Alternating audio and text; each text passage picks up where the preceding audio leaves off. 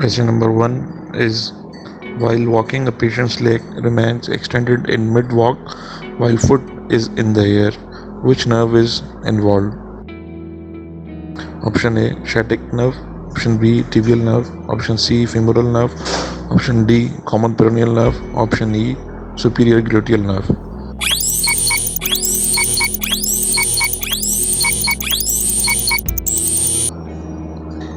The correct answer in this scenario is superior gluteal nerves, because it supplies the gluteus medius, minimus and tensor fascia lata, and because of this nerve injury, patient is unable to lift his ear and the normal side is getting sagging. So we can see a lesion causes Trendelenburg's position. Superior gluteal nerve has nerve fibers from L4, 5 and S1, and it exits through greater sciatic foramen. Question number 2 is, after a gunshot injury to spinal cord, a man finds extension at knee difficult. On examination, extensor muscles of knee are paralyzed.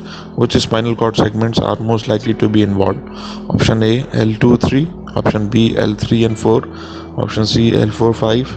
Option D, L5, S1. Option E, S1 and S2.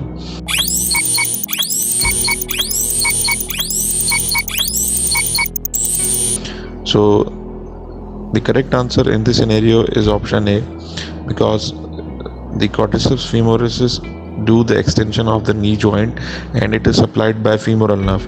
Femoral nerve has a nerve component of L2 and 3. Question number 3 is about lymph drainage of a leg.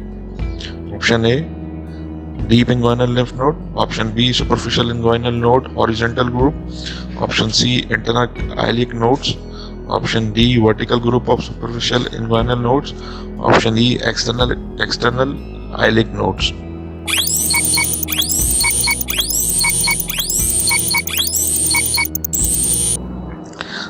So the correct answer in this scenario is option D, vertical group of superficial inguinal lymph nodes, because rest of the options are false. Deep inguinal lymph node is getting the further transmission of the lymph nodes, and internal iliac nodes and external iliac nodes, they receive the lymph nodes from lymph supply from the pelvis and perineum, not from the leg. Question number 4.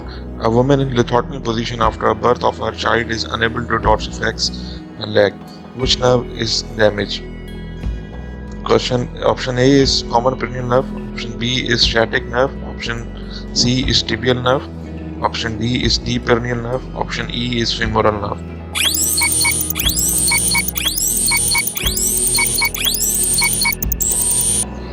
So considering the question or the scenario about the lithotomy position and the patient is unable to dorsiflex his leg, so their dorsiflexion is done basically by common peroneal nerve. So the correct answer in this scenario is option A, common peroneal nerve, and it is the most common nerve damaged in the lithotomy position.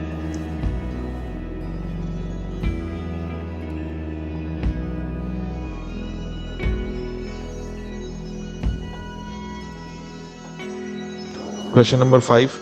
A 35-year-old male laborer present with acute sudden pain starting from lower lumbar area and radiating along posterior aspect of left lower limb. The symptom started after lifting a heavy container 3 days back. On examination, straight leg raising is restricted to 30 degrees on left side and decreased sensation along lateral border of left foot.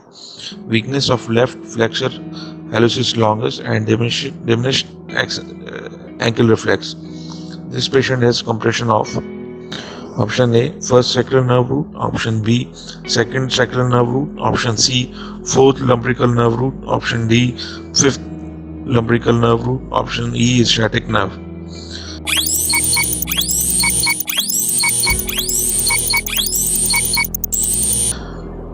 So the correct answer in this scenario is option A, first sacral nerve root, because the sensory supply is on the lateral side of the dorsum of the foot, and it also causes weakness in dorsiflexion, and also this nerve is most commonly involved in the compression of the L5 and S1 disc prolapse. Question number 6. A 25-year-old sprinter developed acute leg pain while running. The next day, he noticed ecchymosis around ankle. He can stand on his toes, though it hurts. The most likely cause is option A, acute arterial embolism. Option B, deep vein thrombosis. Option C, herniated lumbar disc. Option D is ruptured Achilles tendon. Option E is ruptured plantaris tendon.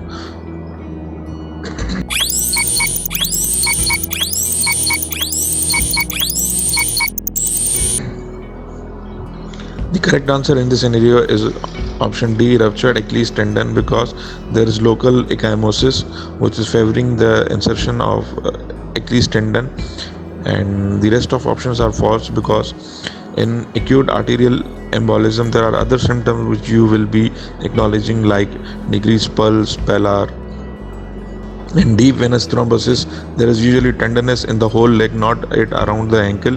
And in herniated lumbar disc, there is pain which radiates from back, leg, and towards the back of the thigh. Question number 7 is, an isolated complete rupture of anterior cruciate ligament which results in instability of tibia over femoral condyle. The direction of instability will most likely be option A, anterior, option B, anterior lateral, option C, anterior medial, option D is posterior lateral, option E is posterior medial.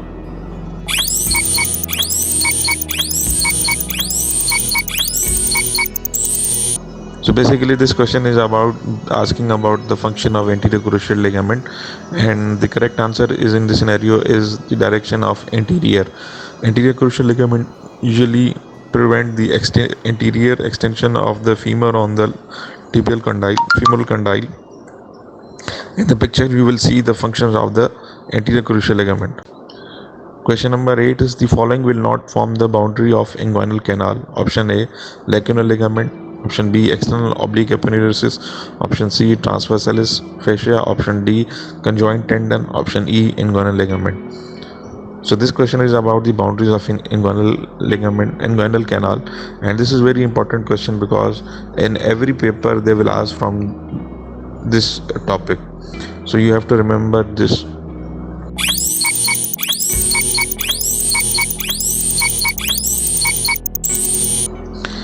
The correct answer in this scenario is option A, lacunar ligament. It doesn't form the boundary of inguinal canal. The boundary of inguinal canal are formed as a mnemonic malt, superior, anterior, inferior, and posterior. You can see the boundaries of the inguinal canal in the picture depicted here. Question number 9. After a gunshot injury to spinal cord, a patient complains of loss of thermal and pain sensation in the right lower limb. On examination and in investigations, the lesion was found at the level of L1 on the left side. What tract of a spinal cord is most likely to be injured? Option A, left anterior spinothalamic tract. Option B, left fasciculus gracilis. Option C, left lateral spinothalamic tract. Option D, right anterior spinothalamic tract. Option E, right lateral spinothalamic tract.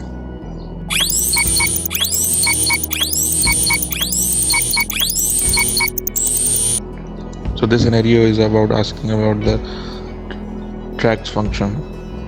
The correct answer in this scenario is option C, left lateral spinothalamic tract.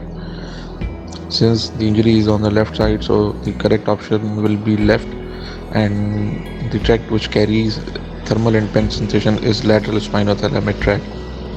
Rest of the options are false because right side there is left side injury, so the right options are false, and left anterior spinothalamic tract doesn't carry the thermal and pain sensation, and fasciculus gracilis carry the same side vibration and 2-point discrimination sensations. You can see the normal function of the and number of the order of the neurons in the picture showing here. Question number 10. Pain in right calf on walking is most likely due to occlusion of option A, posterior tibial artery, option B, anterior tibial artery, option C, femoral artery, option D, obturator artery, option E, iliac artery.